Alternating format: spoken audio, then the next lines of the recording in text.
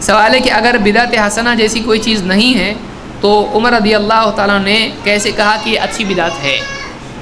یہ سوال بارہا پوچھا جاتا ہے کہ عمر رضی اللہ تعالیٰ نے جب لوگوں کو ایک جماعت میں جمع کیا تراویح کے لیے یا قیام رمضان کے لیے، تو جب انہوں نے دیکھا لوگ نماز پڑھ رہے ہیں تو کہا نعمت البدعۃ ہذہ یا نعم البدعۃ ہذہ، یہ کیسی اچھی بدعت ہے۔ علماء نے یہاں پر سمجھایا ہے ان لوگوں کو جن کو جلدی سمجھ میں نہیں آتا ہے کہ یہاں پر عمر رضی اللہ تعالیٰ کا جو جملہ ہے وہ شرعی اعتبار سے نہیں ہے بلکہ واقعی اعتبار سے ہے، زمانی اعتبار سے، یعنی لغوی اعتبار سے ہے۔ کیا مطلب ہے؟ دیکھیے عمر رضی اللہ تعالیٰ کے زمانے میں ابتدائی دور میں ہوتا تھا کہ ایک آدمی اکیلا نماز پڑھ رہا ہے تراویح کی، کچھ لوگ ایک امام کے پیچھے پڑھ رہے ہیں، کچھ لوگ دوسرے امام کے پیچھے پڑھ رہے ہیں، اور کئی جماعتیں اور انفرادی نمازیں مسجد میں ہوتی تھیں۔ عمر رضی اللہ عنہ نے دیکھا، کہا کہ اگر یہ سب کے سب ایک امام کے پیچھے جمع ہو کتنا اچھا ہوگا۔ کیوں کیا انہوں نے ایسا؟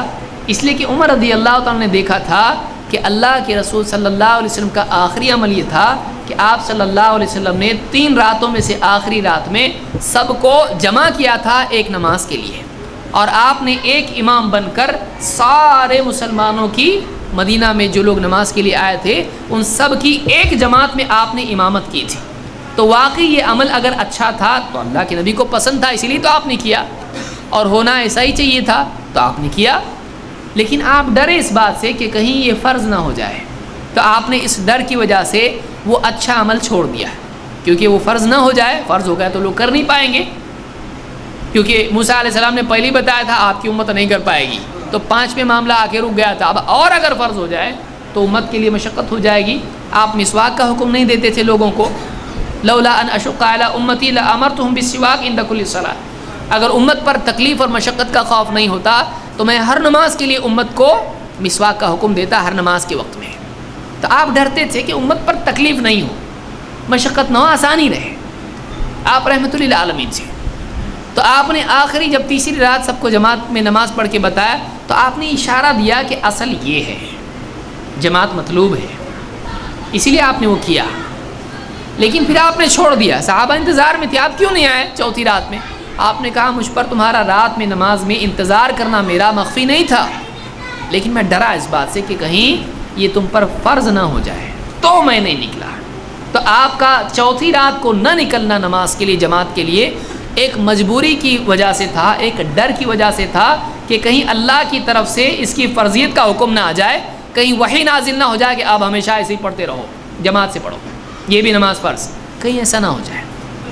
عمر رضی اللہ تعالیٰ کے دور میں عمر رضی اللہ تعالیٰ نے دیکھا کہ اب تو وہ بات نہیں ہے، اب تو وحی کا سلسلہ رک گیا، اور پڑھنے کی نماز کے 2 طریقے ہیں، ایک تو یہ کہ ایک جماعت سے نہ پڑھا جائے، الگ الگ یا الگ الگ جماعتوں میں پڑھیں، یا پھر ایک جماعت سے پڑھیں۔ دونوں میں بیسٹ کیا ہے؟ وہ طریقہ ہے جو نبی کا ہے، لیکن نبی نے تو 3 رات پڑھا، اللہ کے نبی صلی اللہ علیہ وسلم نے 3 راتیں نماز پڑھی۔ اب مہینہ بھر پڑھیں کہ نہیں پڑھیں؟ تو انہوں نے مہینے بھر کے لیے جاری کر دیا۔ اب مہینے بھر پڑھنا پریکٹیکلی نبی کے زمانے میں نہیں ہوا تھا، لیکن اس کی اصل نبی کے عمل میں موجود تھی۔ ویسے ہی جیسے عاشورے کی 10ویں کا روزہ تو نبی کے عمل میں ہے، 9ویں کا عمل میں نہیں ہے، لیکن ہم آج کیا کرتے ہیں؟ 9 10 دونوں رکھتے ہیں۔ تو نبی کے عمل میں وہ چیز نہیں تھی، لیکن نبی کریم صلی اللہ علیہ وسلم کو پسند وہ عمل تھا، آپ نے نیت اس کی تھی۔ تو جو نبی کو پسند ہے وہ بھی دین ہے، جو نبی کو پسند ہے وہ بھی دین ہے۔ اسی لیے عمر رضی اللہ تعالیٰ نے کہا نعم البدعۃ ہذہ، تو 2 لفظ استعمال کیے، کہا نعم اچھا ہے، تو نبی کو پسند ہے تو معلوم ہوا اچھا ہے، اس لیے تو جمع کیا۔ لیکن بدعت کہا یہ نیا معاملہ ہے، کیوں؟ اس لیے کہ نبی کے زمانے میں پورے مہینے کی تراویح جماعت سے تھی نہیں، لیکن نبی کو پسند تھا جماعت سے پڑھنا، تو 3 راتوں میں رکنے کی وجہ 3 راتوں کی گنتی پوری کرنی نہیں تھی، بلکہ چوتھی میں پڑھیں گے اور پڑھتے رہیں گے، فرض ہو جائے گی۔ تو اصل 30 رات پڑھے تو بھی اچھا ہی ہے، لیکن نبی نے پڑھے نہیں مجبوری کی وجہ سے۔ تو اس اعتبار سے ایک نیا معاملہ ہوا ہے کہ اس زمانے میں نہیں تھا کہ مہینہ بھر پڑھیں، تو یہ نیا معاملہ ہے، لیکن یہ نیا معاملہ نبی صلی اللہ علیہ وسلم کو پسند ہونے کی وجہ سے اچھا ہے۔ تو یہ وہ بدعت نہیں ہے جو بری ہے، یہ وہ بدعت ہے یہ وہ عمل ہے جو نبی سے ثابت ہے لیکن اس کا عمل رک گیا ہے. یہ وہ عمل ہے جو نبی سے ثابت ہے لیکن اس کا عمل کیا ہو گیا ہے؟ رک گیا ہے. اور اس طرح سے صورت نبی کے زمانے میں نہیں تھی کہ پورا مہینہ پڑھا جائے. سمجھ میں آیا؟ تو اس طرح سے عمر رضی اللہ تعالیٰ نے اس کو کہا نعم البدعۃ ھذہ، یہ کیسی اچھی چیز ہے جو نہیں ہے، جو پہلے نہیں تھی، پورا مہینہ پہلے نہیں تھا. دیکھیے جماعت تھی کہ نہیں تھی؟ تھی. اللہ کے نبی صلی اللہ علیہ وسلم نے جماعت بنائی، ایک امام باقی مقتدی. حضرت عمر نے یہی کیا، ایک جماعت کی. تو یہ اچھا ہے، یہ ثابت ہے نبی صلی اللہ علیہ وسلم سے. پورا رمضان تراویح پڑھنا کیا نبی سے ثابت نہیں ہے؟ آپ نے کہا من قام رمضان ایمانا واحتسابا، جو پورا رمضان ایمان و احتساب کے ساتھ قیام کرے. تو پورا رمضان قیام کرنا بھی اچھی چیز ہے، جماعت سے قیام کرنا بھی اچھی چیز ہے. لیکن اب یہ دونوں مل کے نبی کے زمانے میں پورا مہینہ نہیں تھا. اس کی وجہ کیا تھی؟ پورا مہینہ نہیں کرنا چاہیے تھی، یا پورا مہینہ کریں گے تو مسلمانوں پر مشقت ہوگی، چاہ کے بھی نہیں کیا نبی نے، یہ وجہ تھی اس کی.